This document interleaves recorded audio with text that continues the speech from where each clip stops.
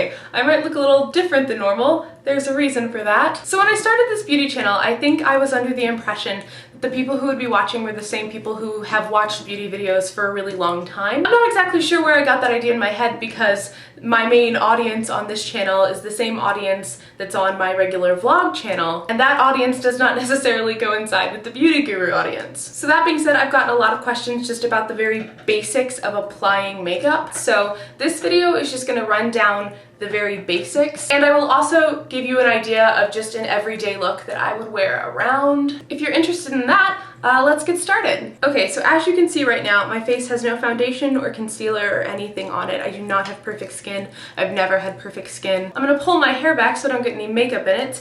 I choose to use my Girl Scout Brownies headband from when I was 7. If you, like me, have some places on your skin that are kind of problematic, then you might want to opt for a liquid foundation rather than a powder foundation. I'm going to be using the MAC Match Master in the color 1.0. So all I do is I take 3 pumps of this and I just put it on the back of my hand. Now I've applied this foundation both with brushes and with sponges. I've applied it with the Sephora stippling brush. I'll do one half of my face with the brush and one with the sponge. So all I'm doing is I'm taking the top of the brush and just going very lightly into the foundation on my hand, wiping a bit off, and then dabbing on my face like this. Once I think I have enough on this side of my face, I'm just going to go in very small circular motions and start blending it into my face. You can see that the brush has white, or well, right now it looks peach because of my foundation, and then black at the bottom. The goal is to not press hard enough to get to the black. You just want to use these top bristles to really get into your skin. Now I'm going to do this half with the sponge so you can see a difference in technique. I'm going to take a little bit onto the tip of the sponge like that and then go directly onto my face. Some people like to go out and then work in. I like going in and then working out. If you're a beginner, sponges are much cheaper. I can get a whole pack of about 24 for about $1. I can get this brush for about $30. So it really depends on what you want to spend at the moment. Starting out with sponges, there's nothing wrong with it. But moving up to a brush eventually, this side does feel a lot less cakey. It feels like I have a lot less on my face than this side does. I also find that as the day goes on, if you put on your foundation with a brush, it lasts a little bit longer and is like fully buffed into your skin, whereas the sponge just kind of lays on top of your skin. The next thing I put on is concealer. Now my foundation actually did a pretty good job today of covering most of my problem areas, so I'm really just going to put on a little bit for demonstration and also just on the few splats that are still coming through. Splats. That's a technical term. This concealer has a doe foot applicator. It is the Maybelline Fit Concealer. So the applicator looks like that if you don't know what a doe foot is. My face has a tendency to get red right around in this area. You can be liberal with the application in this process. You're gonna blend it out. Just apply a little bit in the under eye area. I cannot find any of my concealer brushes right now. That's okay. You have fingers for a reason. So I'm just going to start blending this into my skin with my fingers. Tricks of the trade: if your concealer is slightly lighter than your foundation, it will brighten up your inner eye a lot more. Next, I'm going to take this Maybelline Dream Matte powder. I'm just going to set my face with it. I'm also going to use this really cheap ass brush that I got, I think, when I spent like $50 or more on makeup at Macy's during a promotion. I like doing my contouring directly after that. So for contouring, which is a bronzer product, I use Hoola Benefit. I have a very full face, you see, so my cheekbones aren't like incredibly defined. What you can do is you can take a powder that is darker than your skin tone, namely a bronzer, and you can kind of define your cheekbones and also the other architecture of your face, and you can make yourself look a little bit slimmer in the face area. I'm using a Sigma F40 contour brush for this. So I just have the tiniest bit of product on this brush. What I'm going to do, I'm going to suck in my face like this, and then you find your cheekbones from there. If you blend upwards, then it lifts your face rather than pull it down. And then go under your jawline. This, also the jawline part, will help give you a much more defined jawline. Next, I'm going to do my eyebrows. My eyebrows are already pretty defined. I don't have to do as much as some people would, but I use a Sonia Kashuk angled brush, and I use the Sonia Kashuk Quad in Smoke in Your Eyes number 6. So I just take a little bit on the brush, tap off the extra, and very lightly pull it into my eyebrow.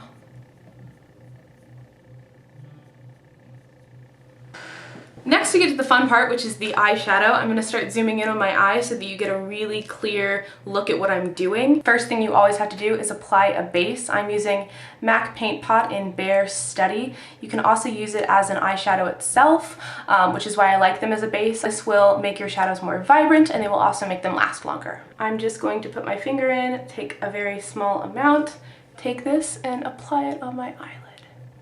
I'm going to take my Inglot palette, my Freedom System, and I'm going to use this champagne color right here. It's color 397. You could also do any drugstore one, and I'm sure it would work just fine. I'm taking that much on my Sigma E55 brush, and I'm going to pat it into my eyelid.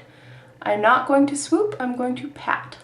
The next brush I'm going to take is my e.l.f. contour brush, and I'm just going to go into this lightest color here in the 107R color. I'm going to pick up a little bit of that on my brush, like so. I'm going to start at the outer corner here and just work it into my crease. Adding a darker color here than the color that is on the lid will give your eye some depth, which just generally is faking bone structure. Isn't everything faking bone structure? Then I'm going to take this blending brush and I'm going to go into the second darkest color in this trio here. I'm going to pick up a little bit of that on the brush, maybe even mix it into that top color. Then I'm going to go into just the outer third of my crease here. Not going to go too far in, just going to really define the color out here.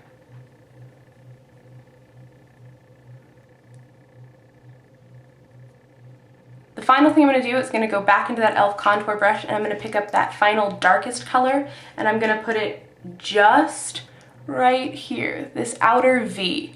Whenever beauty gurus talk about the outer V, they're talking about this area right here, this V. And again, we're going to blend. I'm going to go back to that angled brush that I used for my first eyeshadow, and I'm going to pick up a combination of that champagne color and that lightest color here. Pick that up and then pick this up. I'm going to take that color all along the bottom of my eye. Next we're going to take the NYX Jumbo Eye Pencil in the color Milk. It is just a matte, big, thick, creamy white liner. I'm going to take this and I'm going to put it right under the arch of my brow bone. I'm going to put it right on my inner corner here. This is the fun part. You can do it with your fingers. Just blend that in. Then, again, I'm just going to blend it in, which just generally means patting it in. I'm going to take my MAC eyeshadow in the color Floof and a Q-tip, and I'm actually just going to get a little bit of Floof on that Q-tip, then go right into the center of the eye there, and then just kind of make a bright color. I'm going to take this Maybelline gel eyeliner in the color Charcoal and this very tiny little brush that it comes with, and you want to get it as close to the lashes as possible because this isn't a dramatic look, so you don't want a big black line everywhere. You just want a really thin one.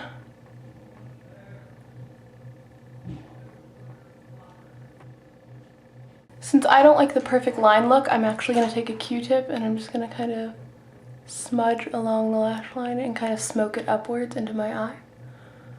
I'm going to use this Urban Decay liner in the color Bourbon and just take that across my waterline, like this.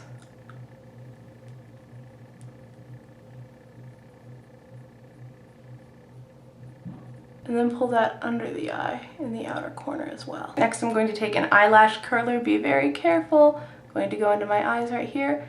Curl once, squeeze down, and then tilt. Take any mascara you have on hand. I just use the CoverGirl Lash Blast Volume. It's the basic orange one. Tilt your head back so you don't smudge your mascara into your newly done eye makeup. Wiggling is a lot more effective than other methods of mascaraing. I take whatever's left and I go on my bottom lash, but I never go in and pick up more. Alright, now both of the eyes are done. Not too dramatic, but a little bit of pep in your step. Next I'm going to do blush. I'm going to do just kind of my idea of an everyday blush.